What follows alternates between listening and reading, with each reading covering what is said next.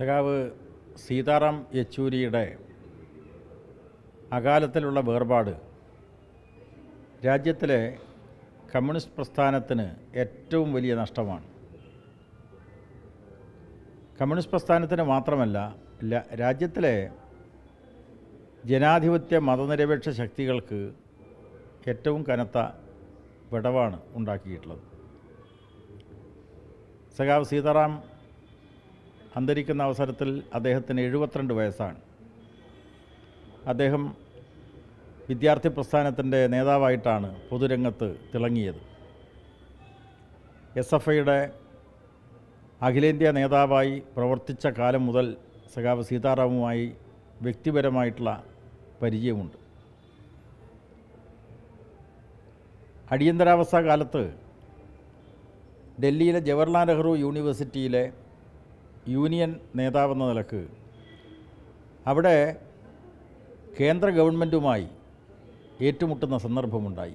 അന്ന് ഇന്ദിരാഗാന്ധിയായിരുന്നു രാജ്യത്തിൻ്റെ പ്രധാനമന്ത്രി. വിദ്യാർത്ഥി പ്രക്ഷോഭത്തിൻ്റെ മുന്നിലേക്ക് ഇന്ദിരാഗാന്ധിക്ക് തന്നെ വരേണ്ടി വന്ന ഒരു സാഹചര്യം സൃഷ്ടിക്കുന്നതിൽ സഖാവ് സീതാറാം കാണിച്ചിട്ടുള്ള സമര നേതൃത്വപരമായിട്ടുള്ള അദ്ദേഹത്തിൻ്റെ പ്രാഗൽഭ്യം അന്ന് തന്നെ സമൂഹത്തിന് ബോധ്യപ്പെട്ടതാണ്. വിദ്യാർത്ഥി പ്രസ്ഥാനത്തിൻ്റെ ആ അനുഭവങ്ങളെ അടിസ്ഥാനപ്പെടുത്തിയാണ് അന്നത്തെ CPMൻ്റെ മുതിർന്ന നേതാക്കന്മാർ യുവാക്കളെ പാർട്ടി നേതൃത്വത്തിലേക്ക് കൊണ്ടുവരാനുള്ള ആലോചനകൾ നടത്തിയത്.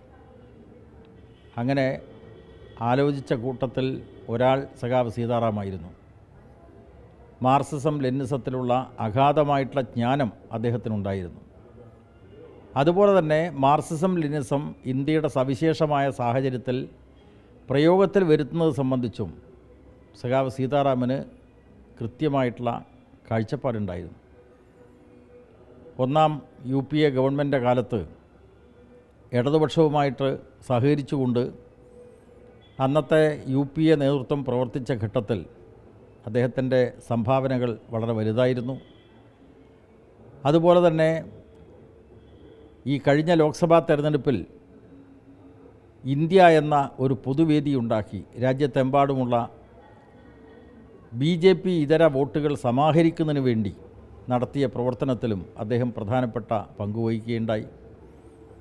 ഇങ്ങനെ നാനാമേഖലകളിൽ വ്യക്തിമുദ്ര പതിപ്പിച്ച ഒരു നേതാവായിരുന്നു സഖാവ് സീതാറാം. വ്യക്തിപരമായി